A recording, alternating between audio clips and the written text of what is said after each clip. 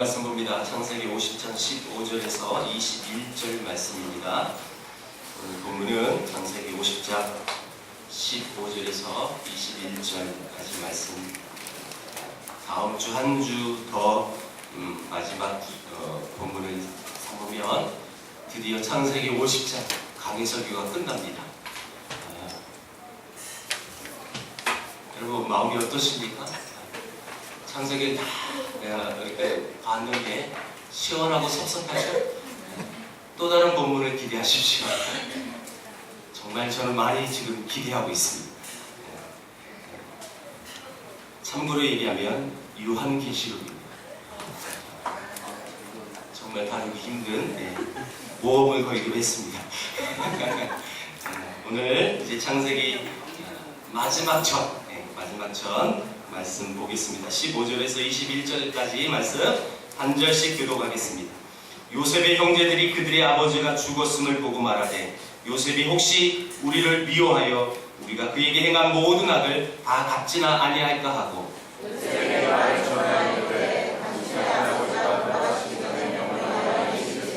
너희는 이같이 요셉에게 이르라. 네 형들이 네게 악을 행하였을지라도 이제 바라건대 그들의 허물과 죄를 용서하라 하셨나니 당신 아버지 하나님의 종들인 우리 죄를 이제 용서하소서 하며 요셉이 그들이 그에게 하는 말을 들을 때에 울었더라.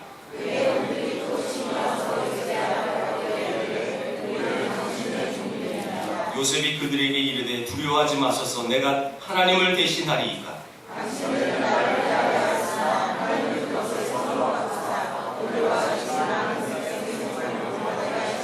있습니다. 당신들은 두려워하지 마소서. 내가 당신들과 당신들의 자녀를 기르리 이가하고 그들을 간곡한 말로 위로하였더라.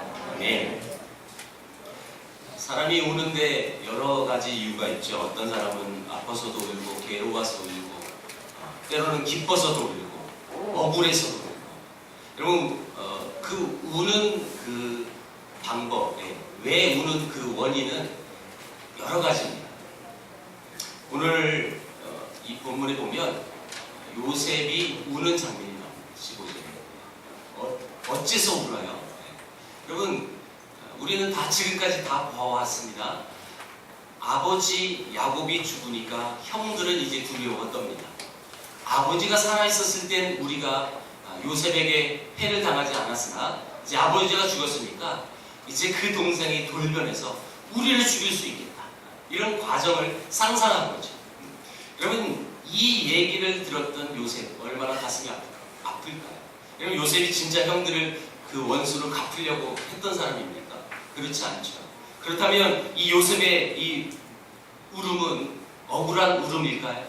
아니요, 그렇지는 않습니다. 이 요셉의 이 울음의 의미를 이렇게 표현할 수 있어요. 용서의 눈물. 많은 우는 이유가 있지만 이 용서의 눈물은요 굉장히 의미가 있는 눈물이라고 보고 또 울음이라고 봅니다.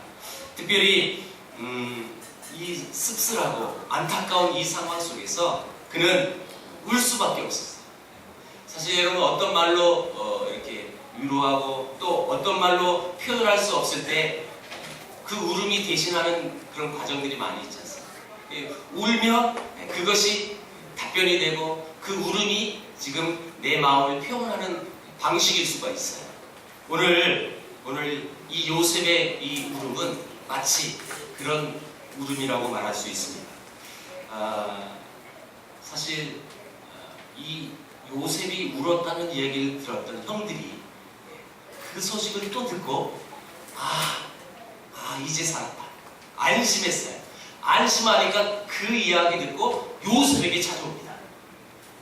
다시 말하면요, 우리 동생 요셉이 울었다는 얘기를 듣고 이제 우리를 향하여 어떤 원한도 어떤 아픔도 갖고 있지 않는구나. 이것을 확인하니까 그제서 찾아와서 그렇게 얘기하는 내용이 오늘 본문이에요. 여러분들이 요셉이라면 여러분 이렇게 용서할 수 있을까요? 아니, 용서하고 있었어요. 다 용서했고요. 근데 아버지가 돌아가셨는데 아버지가 죽으니까 혹시 모른다, 그 동생이 돌변할 수 있다, 이 마음을, 이 얘기를 들은 이 요셉은 그래? 한번 이럴 수도 있을 텐데, 아니 내가 그런 마음을 갖지도 않았고 그런 내색도 한 적이 한 번도 없었는데 왜 형들은 나를 이렇게 오해할까? 그래서 또 자기 권한으로 또 해코지 할 수도 있었지만 그것조차도 요셉은 용서했어요. 용서했어요. 여러분 어떻게 이렇게 용서할 수 있을까요? 참 아이러니한 것은 요즘 본문이 다 용서와 관련된 본문이라는 것. 여러분 그 캐치하셨어요? 여러분 제가 의도해서 이 본문 잡은 거 아니잖아요, 그렇죠? 계속 수요 예배도 그렇고 오후 예배도 그렇고 계속 같은 주제가 나온다는 이 사실에 저는 사실 목회하면서 그런 것들을 많이 느꼈어요. 이상하게끔 내가 의도하지 않은 본문이지만 계속 순서대로 하는 본문이지만 이상하리만큼 한 주제가 이렇게 포커스가 되는 과정들을 저는 몇 년 동안 많이 경험해 봤어요. 그러면서 의도하지 않은 본문이지만 그런 메시지가 선포되어진다는 것은 분명히 하나님의 일하심과 하나님의 뜻이 있다고 저는 봐요. 아직도 못 믿으세요? 자, 여러분 이 요셉의 이 용서는 어떻게 가능할 수 있었을까? 한마디로 표현하면 이겁니다. 요셉은 그 형들을 사랑의 눈으로 바라봤기 때문에 가능했습니다. 당신 아버지의 하나님의 종들인 우리 죄를 이제 용서하소서. 형들이 이렇게 얘기했어요. 요셉이 그들이 그에게 하는 말을 다른 사람이 그 말을 전해 듣고 요셉에게 와서 한 말입니다. 이 말입니다. 당신의 형들이 이렇게 얘기했습니다. 이제 용서해달라고. 여러분 그들이 한 말을 그가 전하니까 여러분 그 말을 들을 때 요셉은 울었더라 이렇게 표현했어요. 직접 상대한 건 아니에요, 사실은. 전해 들은 거예요. 여러분 우리가 예수를 믿고 신앙인이라고 여러분 말할 수 있는 것이 바로 이런 부분 아닐까요? 이런 상황 속에서도 그들을 향한 눈물을 흘리고 울면서 애통한 마음으로 그들을 바라볼 수 있는, 사랑할 수 있는 그 넉넉함, 이게 저는 크리스찬이라고 봅니다. 특별히 매정한 이 세상 속에서 우리 그리스도인들이 여러분 슬퍼할 줄 알아야 되고 또 기뻐할 줄 알아야 되는데 슬퍼할 때 같이 눈물을 흘리고 기뻐할 때 같이 눈물을 흘릴 줄 아는 그런 마음이 우리 안에 있어야 합니다. 지난주에 저는 여러분 제가 강구했듯이 목금토 이렇게 김해에서 청소년 캠프 강의하고 왔습니다. WMC 대표인 목사님들과 함께 같이 강의하고 왔는데 엑츠 캠프, 여러분 우리 교회에서 제가 엑츠 스쿨도 있고 또 엑츠 캠프에 대한 얘기 많이 했는데 특별히 그 부산 경남 지역의 청소년 사역하는 단체하고 조인돼서 이 일들을 진행했으니까 모든 이 캠프 주관을 그 단체에서 하고 강의만 우리가 하는 거죠. 근데 그 보물상자라는 단체인데 그 보물상자 대표가 제 친구 목사님입니다. 이 임윤택 목사님인데 이 친구가 금요일 오후에 제 강의가 없었어요. 그래서 저에게 이런 제안을 했습니다. 내가 오늘 법원을 가는데 나랑 같이 가자고. 너 조만간 법원 갈 것처럼 보이는데 가봐야 된다고. 농담으로. 안생처럼 제가 법원을 가봤습니다. 안생처럼.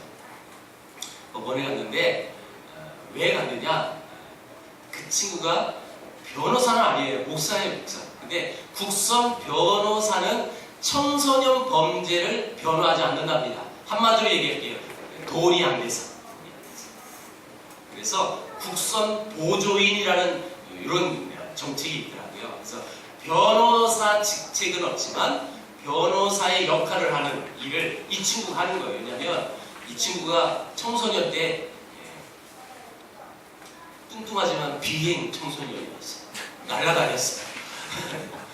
그래서 자기 과거의 아픔이 있어요. 여러분 이런 사람은 나중에 신앙인이 됐을 때 그 아픔의 그 시절을 보내는 그 대상들을 그냥 지나치지 않습니다. 거기에 관심을 둬요. 거기에 사랑을 둬서 이런 사람은 청소년 사역을 하는 거예요. 그래서 청소년 캠프를 하고 그들에게 어떻게 하든지 복음이 전해져서 어떻게 하든지 하나님을 믿을 수 있도록 요 관심을 가지고 있는 거예요. 근데 최근에 그 캠프 사역을 주로 10여 년 동안 하다가 최근에 비행 청소년들을 선도하고 그들을 케어하는 사역을 시작했어요. 그래서 이 친구가 국선 보조인 이걸 맡은 거예요. 물론 이제 고신대에서 박사학위를 받았는데 열심히 공부했고 또 청소년에 대해 관심이 많았던 친구입니다. 그래서 그 아이들의 범죄 이야기를 다 듣고 또 그들에게 찾아가서 이 아이는 어떤 상황에서 이렇게 범죄해서 그래서 판사님에게 변호를 하는 거예요. 대신 그러니까 이런 상황입니다. 판사님 참고하셔서 형량을 좀 생각해 주세요. 그 변호를 다 하더라고요. 그래서 제가 다 지켜봤어요. 근데 그 판사가 누구냐면 혹시 우리 성도님들 중에 아는 분 계실 거예요. 언론에도 많이 나와서 유명하신 천종호 판사님이라는 집사님인데요. 제가 그분이 재판하는 모습을 방청하면서 내 설교보다 훨씬 은혜롭다. 이런 회개가 됐어요. 판사가 재판하는 그 장면이 너무너무 은혜로 다가왔어요. 제게는요. 왜냐하면 그분의 별명은 호통판사예요. 호통판사. 그러니까 여러분 그 범죄를 저지른 청소년들을 세워놓고 호통을 하는 호통. 막 뭐라고 하는데요. 그냥 막 뭐라고 하는 게 아니에요. 사실 여러분 판사가요. 야, 너 이런 넌 몇 개월, 너는 2년 이런 형을 선포하는 게 이런 판사잖아요. 그러면 끝이에요. 그 사람이 할 일은 그거예요. 그런데 그것도 하지만 그 이전에 그 영혼이 다시 범죄하지 않기 위해 최선을 다하는 모습을 그걸 제가 목격한 거예요. 호통하면서 너 그러면 되냐 하면서 막 목소리가요 아주 카리스마가 있더라고요. 책은 별로 크지도 않아요. 여러분 왜 그분이 그 일을 하시는지 아십니까? 일부러 이 청소년 재판하는 건 한직이래요. 판사 중에는요. 한직인데 본인이 자원해서 그 일을 하고 있는 거예요. 왜요? 그분도 청소년 때 어려웠던 사람이에요. 이 불우한 환경 속에서 살았던 사람인데 하나님의 사랑으로 여러분 은혜로 이분이 열심히 공부해서 판사가 된 거예요. 그러니까 여러분 그 아이들이 그냥 그렇게 보이지 않는 거예요. 옛날 자기 친구들 그런 아이들이 범죄했던 그 모습 그대로 아이들이 많으니까 그 아이들을 선도하기 위해서 가르치기 위해서 일부러 그 일을 하시더라고요. 그래서 막 근데 대부분 그 아이들의 가정이 불우합니다. 여러분 사람마다 다 다르죠. 범죄 항목도 다 다르고요. 만약에 손실을 끼쳤다, 상해를 가했다, 만약에 성폭행을 했다 이랬을 때 그 가해자들은 합의를 해요. 근데 이런 거 합의금이 이게 장난 아니에요. 수백만 원씩. 근데 이 불우한 가정 속에서 이 합의금을 준비하는 이 부모들의 이야기를요 일부러 그 아이가 듣게끔 부모에게 질문하더라고요. 합의했습니까? 네. 얼마 했습니까? 어떻게 했습니까? 통장에서 꺼내서 했습니까? 아니요. 빌려서 했어요. 빚내서 했어요. 이런 얘기 들으면서 너! 하면서 아이에게 호통을 치는 거예요. 니네 부모가 이래 임마! 하면서 때로는요 아주 날카롭게 말도하면서 그러면서 그 아이를 일으켜서 재판석에 나오라고 해서 부모님을 향하여 무릎 꿇어! 그래서 부모님 죄송합니다. 다시는 이러지 않겠습니다. 10번 외쳐! 그럼 걔가 외치면서 울어요. 근데 거의 다 외치면서 회개하는 눈물이 나와요. 그걸 발견했어요. 그리고 사람마다 다른데 그 부모님과 그 자녀하고 허깅하게 만들어요. 제가 유심히 부모님의 얼굴을 제가 관찰했어요. 100% 다 울어요. 다 울어요. 다 울고 끌어안으면서 등을 이렇게 두들겨줘요. 아무 말 안 해요. 근데 그 모습이 비록 내 자녀가 범죄자지만 여러분 그 제목이요 제 입으로 말할 수 없을 만큼의 끔찍한 범죄의 실체. 엄청, 그게 초범도 아니에요. 몇 번 온 거예요. 몇 번 반복돼서 지금 재판을 받는 거예요. 그 애들입니다. 여러분, 정말 끔찍한 범죄자예요. 그런데 부모는요, 그 범죄를 지른 그 아이, 자기 자녀이지만 끌어안고 용서하는 눈물을, 그러면요, 그 아이들도 다 울어요.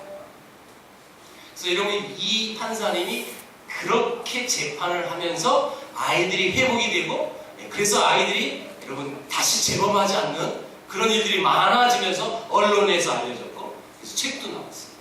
아니야, 우리가 미안하다. 이렇게 꼭 보세요. 그리고 인터넷 치면 영상 다 나와요. 한번 보세요. 그리고 재판 중에 한 40분 또 감소를 나누고 제가 왔는데, 그러면서 제가 많은 도전을 받았어요. 그리고 많은 은혜를 받았어요. 제가 지금까지 생각했던 판사는 형을 선포하는 판사로만 알았는데, 그 개념을 제가 알았어요. 그냥 그게 판사가 아니라 그 영혼을 향한, 그 죄를 통해서 그 영혼이 깨우쳐서 다시는 그 죄를 범하지 않도록 하기 위한 그 형량을 선포하는, 아주 정말 하나님이 아름답게 쓰시는 판사님을 보면서 회개도 됐어요. 아까 얘기했잖아요. 웃긴 말로 설교보다 은혜롭다고. 많은 크리스천들이 보고 그렇게 고백한대요. 실제로 저처럼 설교보다 은혜롭다고, 교회 가서 예배드리는 것보다 훨씬 은혜롭다고. 정말 많이 도전했어요. 그러면서 한 가지, 제가 이 예화를 드린 이유는 이거예요. 그 부모님들이 때로는 거의 다 부모가 오는 아이는 거의 없어요. 편부 끌어안는 거죠. 여러분, 가정 형편이 어려워요. 힘들어요. 그 부모님이 형색을 보면 다 표식도 나잖아요. 그런데 그 아이를 아무 말 없이 묵묵히 끌어안면서 울면서 괜찮아 하면서 이렇게 여러분 이 등 두드리는 이 모습을 보면서 이것이 부모의 용서의 마음입니다.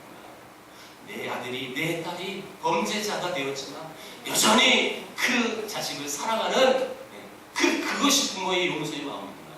부모니까 가능하잖아요. 부모니까. 그 모습을 보면서 너무너무 신선한 충격이었어요. 그래서 제가 엑스캠프 강사로 갔다가 이게 더 큰 은혜를 받고 왔어요.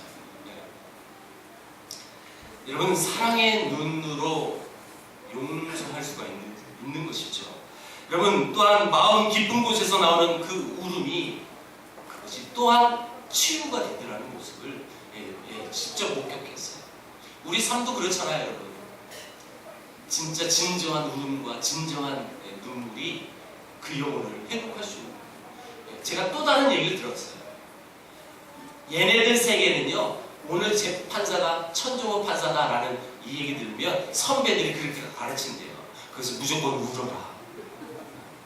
어떻게 우는 방법도 요 세계는 그런 게 있더라는 거예요. 근데요, 제가 아주 날카로운 봤어요. 판사님이 한 아이가 계속 울면서 지가 판사님한테 선처해달라고 편지 써온 걸 읽으라고 시키더라고요, 판사가. 그래서 읽는데요, 판사님이 딱 집어내요. 가식적으로 울지 마. 그것까지 집어내요. 진짜 용서를 빌고 자기 죄를 뉘우치는 아이는요, 그 편지를 읽다 못 읽는데요. 그 판사님 나한테 얘기해 준 거예요, 지금.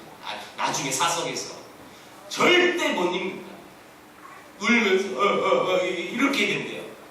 그런데 걔는요, 계속 울면서 끝까지 다 읽더래요. 제가 봤어요, 진짜. 다 읽었어요. 가식적인 울음, 가식적인 눈물은 여러분 용서가 되지 않잖아요. 그러면서 그 아이에게 딱 10호 명령이 떨어지더라고요. 10호는요, 그 청소년들의 가장 큰 중형이에요. 2년 징역을 사는 거예요. 울음이라고 하는 것은 응어리 맺힌 모든 것이 다 풀리는 것인데 가식적인 것도 있다는 거죠. 근데 진짜 여러분 진심으로 나오는 울음, 눈물, 그것은 원한도 풀려지는 거고 용서가 되어지는 거예요. 사실요, 용서하는 사람이 먼저 치유를 받는 겁니다. 내가 갖고 있는 자존심 그런 거 다 깨뜨리는 것이 우는 거예요. 내가 갖고 있는 모든 한 맺힘이 울음을 통해서 다 풀어질 때 우리 육체와 내 마음의 문제 그리고 영적인 문제들이 다 풀어지고 또 용서받은 평안을 간직하게 될 수 있다는 것입니다. 지금 요셉이 그런 모습으로 이 사건을 접했을 때 직접 형들을 보진 않았어요. 전단자의 이야기를 듣고도 여러분 그 소리를 듣고 그 말을 듣고 물었더라 이렇게 표현합니다. 사랑의 눈으로 바라보니까 그 형들이 안타까운 거죠. 뿐만 아니라 여러분 사랑의 눈으로만 봐서는 안 돼요. 우리가 더 한 가지 돼야 돼요. 사랑의 눈에다가 여러분 무엇을 하나 더 첨가해서 담아야 되냐면 신앙을 담아야 합니다. 신앙. 자, 오늘 본문 19절 보겠습니다. 19절 다 같이 읽어볼게요. 시작. 요셉이 그들에게 이르되 두려워하지 마소서 내가 하나님을 대신하니까. 여러분 이게 요셉의 신앙입니다. 무슨 신앙이요? 지금 내가 하나님을 대신하니까 이 말은요 당신 형들은 분명히 나를 향하여 해코지한 사람이에요. 자기를 팔았단 말이에요. 죽이려고도 했었어요. 분명히 그들은 죄를 범했습니다. 그런데 내가 어떻게 하나님이 돼서 당신들의 죄를 물고 정죄할 수 있습니까? 나는 하나님이 아닙니다. 이 신앙의 고백이 요셉의 고백이에요. 지금까지 내 인생이 하나님의 손 아래에서 이루어졌는데 나를 미워하고 판 것이 분명히 죄이지만 하나님은 그것을 통해 하나님의 뜻을 이루셨습니다. 라고 여러분 이 요셉은 믿고 있었고 확신하고 있었습니다. 그러므로 내 인생에 나타난 그 하나님의 뜻을 부정하고 원망하고 불평하고 판단하고 어떻게 내가 당신들을 정죄할 수 있겠습니까? 나에게는 그런 권리가 없습니다. 오직 나에게는요 용서의 풍성한 은혜만 있습니다. 라고 하는 고백이 내가 어찌 하나님을 대신할 수 있겠습니까? 라는 고백이에요. 하나님의 풍성한 이 은혜 앞에 사는 사람, 그 사람의 마음은 따뜻한 용서가 담겨 있습니다. 보디발의 집에서도 종들을 할 때도 여러분 요셉은 하나님의 은혜 앞에 있었고 보디발의 아내 유혹을 당할 때도 요셉은 하나님의 눈 앞에 분명히 있었고 그 감옥의 고통을 당할 때도 요셉은 하나님의 섭리와 동행했던 사람이었습니다. 하나님의 은혜와 사랑에 깊이 감동되어서 살아가는 하나님의 사람의 마음은 이렇게 늘 따뜻한 용서가 동반되는 것이죠. 혹시 여러분들에게 용서하지 못하는 사람이 있습니까? 제가 어찌 하나님을 대신할 수 있습니까? 제가 어떻게 판단하고 그 판단으로 정죄하고 그 원수를 갚는다고 말할 수 있겠습니까? 라고 고백하는 여러분들에게 축복합니다. 그 고백이 내가 어찌 하나님을 대신할까요? 라는 고백이에요. 여러분 이게 쉬운 일은 아니라고 제가 여러분들에게 늘 말씀드렸어요. 하나님의 은혜 안에 사는 사람은 복수의 기회를 잡는 것, 한 풀이의 기회를 잡는 것, 그게 하나님의 사람이 아닙니다. 하나님의 사람은 내가 복수하고 싶은 마음이 분명히 있을 수 있어요. 내게 분노가 있고 원한도 있을 수 있어요. 근데 하나님의 사람은 그 원한과 그 분노를 그대로 갚아주는 게 하나님의 사람이 아닙니다. 그것을 내가 참을 수 있는 거예요. 왜요? 제가 원인을, 그 이유를, 그 근거를 말씀드렸어요. 그렇죠? 하나님이 우리 죄를 용서하시는 것 같이 우리도 용서를 해야 해요. 자, 여러분 하나님이 어떤 분이신지 이 요셉의 고백을 한번 보겠습니다. 20절 보겠습니다. 20절 같이 있습니다. 시작. 당신들은 나를 해하려 하였으나 하나님은 그것을 선으로 바꾸사 오늘과 같이 많은 백성의 생명을 구원하게 하시려 하셨나니. 분명히 지금 형들은요 악을 내게 행했어요. 근데 그 악을 여러분 선으로 바꾸신 분이 하나님이라고 고백하고 있는 거죠. 분명히 여러분 이런 고백이 신앙입니다. 이런 고백. 사람의 악을 선으로 바꾸시는 하나님, 그 하나님이 나의 하나님라고 고백하고 있는 거. 그래서 나의 모든 그 지나온 인생들의 그 억울함, 그 한맺힘, 그 모든 것이 억울함으로 눈으로 바라보는 게 아니라 그 속에 담겨져 있는 하나님의 섭리, 하나님의 은혜, 하나님의 계획, 하나님의 뜻을 여러분 발견할 수 있는 거예요. 여러분 발견하니까요. 발견하니까 내게 패꼬지했고 내게 악을 행했던 그 형들이요 믿지 않아요. 왜요? 그 일도 하나님이 하셨다는 거예요. 그 일도. 예, 나를 팔려고 했고 나를 죽이려고 했던 그 일조차도 하나님이 하셨는데 여러분 그 하나님의 그 일을 어찌 내가 피조물인 내가 어찌 왈가왈부할 수 있어요? 아무도 여러분 아무도 어떤 사람도 여러분 말할 수 없어요. 하나님이 하셨는데요. 여러분 이렇게 바라보는 관점 이게 신앙이 있는 사람인데요. 신앙이 있는 사람은 이렇게 보니까 내게 해를 가하고 악을 행한 그들이 미워지지 않는 거예요. 왜? 그 방법도 하나님이 하실 수 있다는 거예요. 이게 바로 신앙이라는 거죠. 그러니까 용서할 수 있는 거고요. 그러니까 그들을 미워하지 않아요. 그러니까 그들을 정죄하지 않아요. 이게 바로 올바른 신앙이라는 거예요. 올바른 신앙. 사람의 실패와 죄악까지도 사용하셔서 만약에 그 일을 통하여 선으로 바꾸셔서 그 일로 통하여 나를 만드시고 나를 더욱더 하나님의 사람으로 여러분 성숙하게 만드신 하나님의 계획이라면 여러분 그 악한 그 모습조차도 우린 감사해야 된다는 거죠. 내가 하나님 앞에 그렇게 쓰임받고 있는 거니까. 그렇기 때문에 내가 갖고 있는 이 상처, 내가 갖고 있는 이 분노, 이 좌절, 이 한을 다 하나님께 맡겨드리는 거예요. 하나님께 올려드리는 거예요. 하나님 나의 억울함 아시지요? 하나님 나의 분노 아시지요? 하면서 그 하나님 앞에 맡겨드리는 거예요.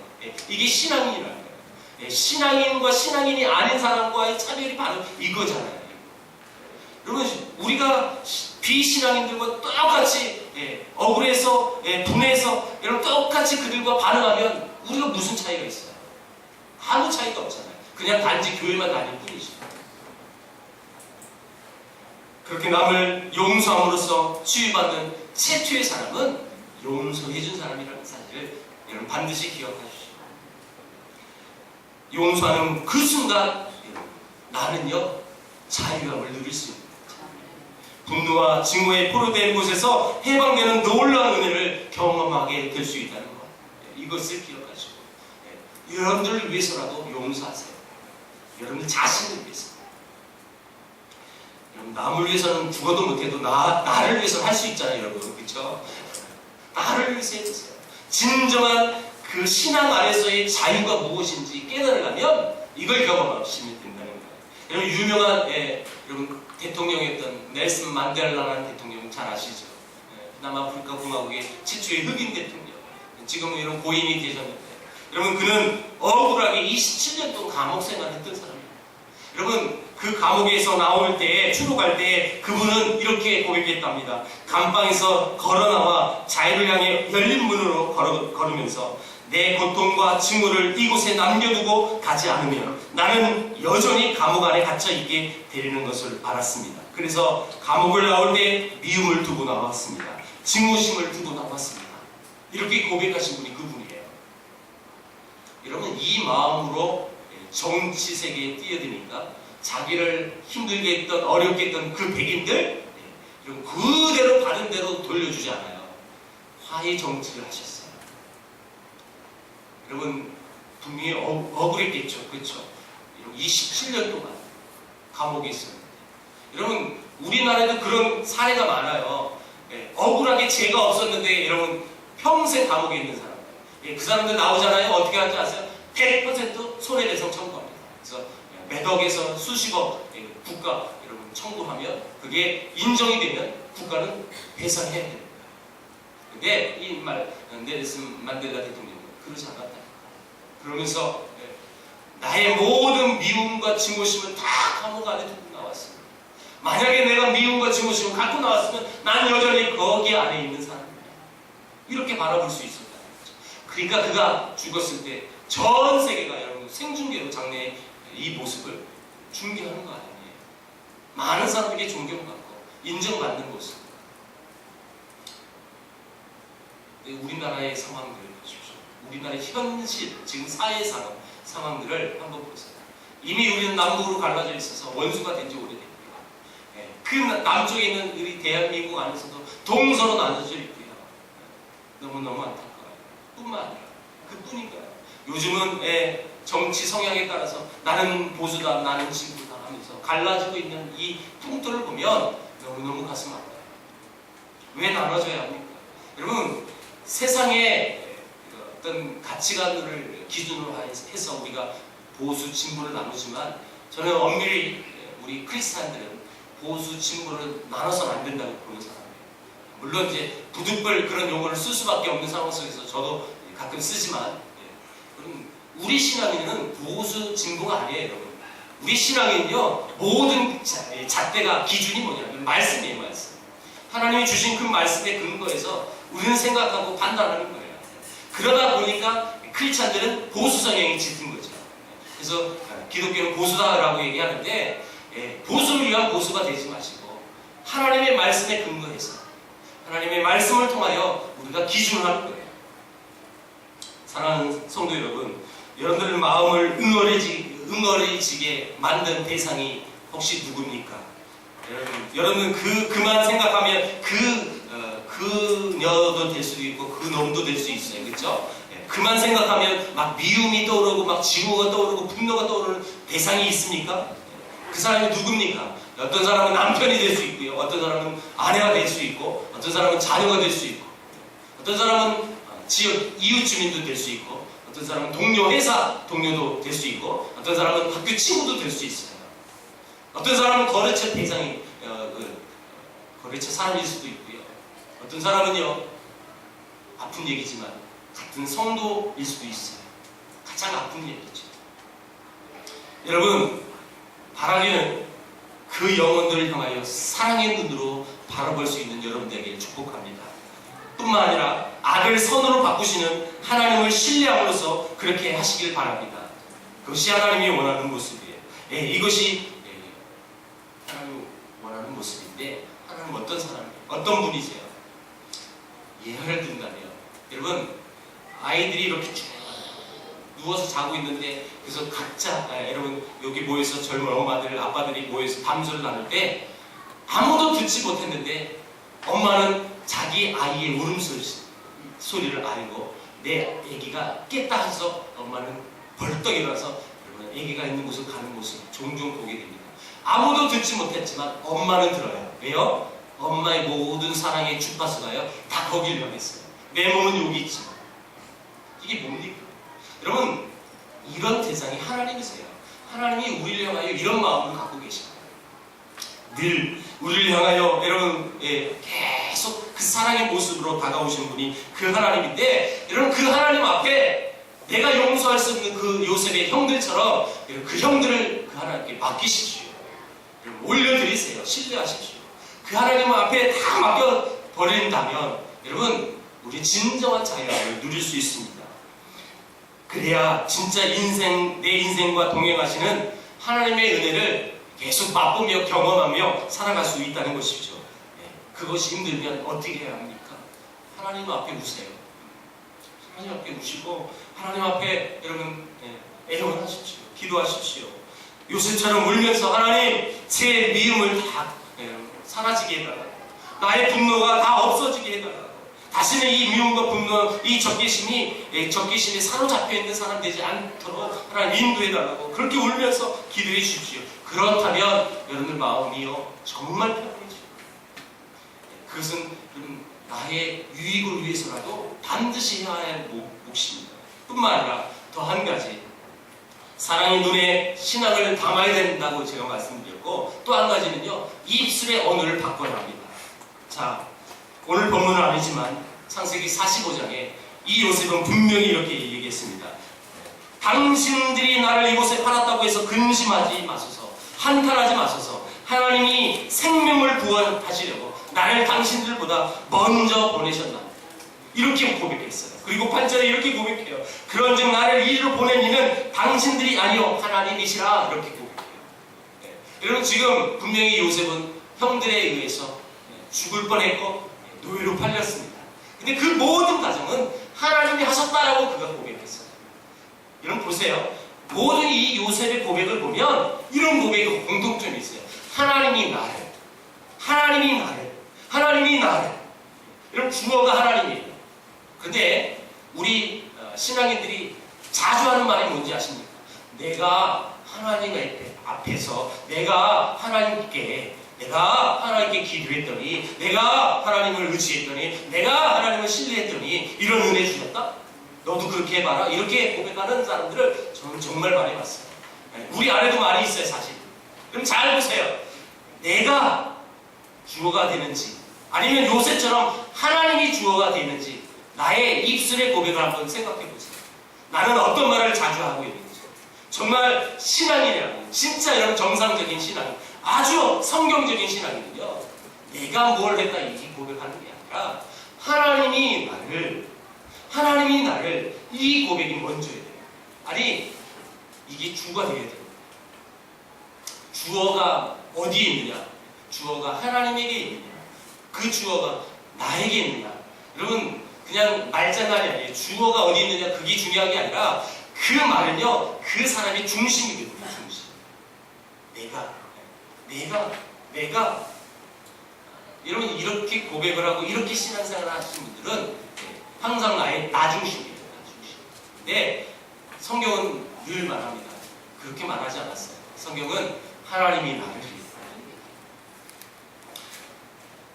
자신이 얼마나 많은 어려움을 겪었었는지, 그러면서도 여러분, 이 요셉은 원망할 수 있는 조건이 있었어요. 실제로 분명히 여러분, 요셉은 총리라는 권한이 있었기 때문에 충분히 어떻게 형들이 나를 이렇게 할 수 있어, 이렇게 다가갈 수 있었지만 아니에요. 창세기 내내 이 요셉은 늘 고백합니다. 하나님이 나를 먼저 보내주시다. 하나님이 나를 인도해 주시다. 하나님이 나를 세우시다. 하나님이 나를, 이렇게 고백하는 거예요. 여러분, 바라기는 여러분들의 입술의 고백이 날마다 하나님이 나를 인도해 주셨다고 고백하는 여러분 되기를 축복합니다. 말씀 맺겠습니다. 여러분, 용서하고 용서받는 자연인이 되어서 하나님의 은혜에 감사하며 살게 되기를 주의 이름으로 축복합니다. 용서하고 용서받지 아니하면 하늘문이 열리지 않습니다. 은혜의 통로가 열리지 않습니다. 그러므로 요셉처럼 용서의 사람 되길 바라요. 그래야 여러분들이 축복의 통로가 될 수 있는 거예요. 지난주에 봤잖아요. 아버지 야곱이 마음껏 요셉을 축복하잖아요. 근데 요셉 그 축복을 다 누리며 살고 있었고, 그 이후에도 누려요. 그렇죠? 그러면 우리 누구나 모두가 복 받는 거 싫어하는 사람 없어요. 그럼 반드시 성경은 그 복 받는 비결을 알려줬어요. 막연하게 복 주세요, 복 주세요. 절대 복 안 줍니다. 복 받는 신앙이 우리 안에 있어야 돼요. 그러려면 여러분, 사랑의 눈으로 바라보는 여러분에게 축복해요. 뿐만 아니라 사랑의 눈으로 여러분 신앙을 담아야 돼요. 악을 선으로 바꾸신 하나님의 것을 깨닫고 맡기십시오. 신뢰하십시오. 뿐만 아니라 우리의 말을 바꾸셔야 돼요. 하나님, 그 하나님이 나를 인도하셨습니다. 나 된 것은 주의 은혜입니다. 나의 공로가 하나도 없이 내 의지로, 내 힘으로, 내 경험으로, 내 지식으로 한 것이 아닙니다. 하나님의 은혜였습니다. 라고 고백하는 여러분들이 되셔서 요셉이 누렸던 그 모든 축복을 받고 여러분 누릴 수 있는 여러분들에게 주의 이름으로 축원합니다. 기도하겠습니다. 하나님 감사합니다.